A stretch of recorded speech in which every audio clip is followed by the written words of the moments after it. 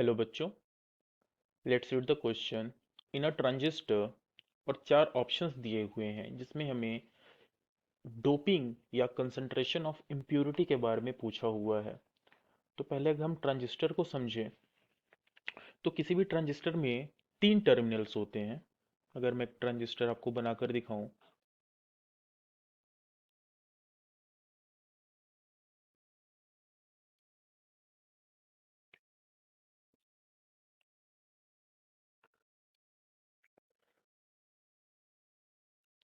ये एक मैंने पीएनपी ट्रांजिस्टर बनाया है।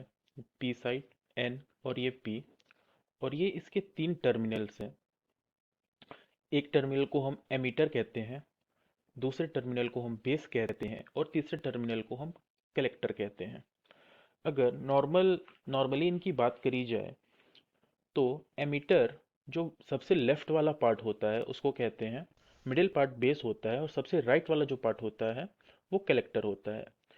इमीटर का काम चार्ज कैरियर्स को इंजेक्ट करने का होता है और कलेक्टर का काम चार्ज कैरियर्स को कलेक्ट करने का होता है। अगर इसकी थिकनेस और डोपिंग की बात करें तो इमीटर की जो डोपिंग होती है वो हाईली डोप्ड होती है, highly doped and medium in size, medium size. अगर बेस की बात करें तो बेस मिडिल वाला पार्ट होता है जो लाइटली डोप्ड होती है, लाइटली डोप्ड या least doped and very thin in size. और अगर हम कलेक्टर की बात करें तो इसमें मॉडरेट डोपिंग होती है, मॉडरेटली डोप्ड और very large in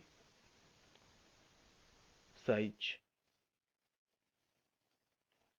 so doping में दिया हुआ है कि जो बेस की डोपिंग होती है वो लाइटली डोप्ड होती है, यानी लिस्ट डोपिंग जो हमको मिलती है वो हमें बेस टर्मिनल में मिलती है।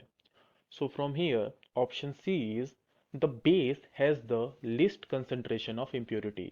तो option C will be the correct answer of this question. I hope you understood it well. All the best.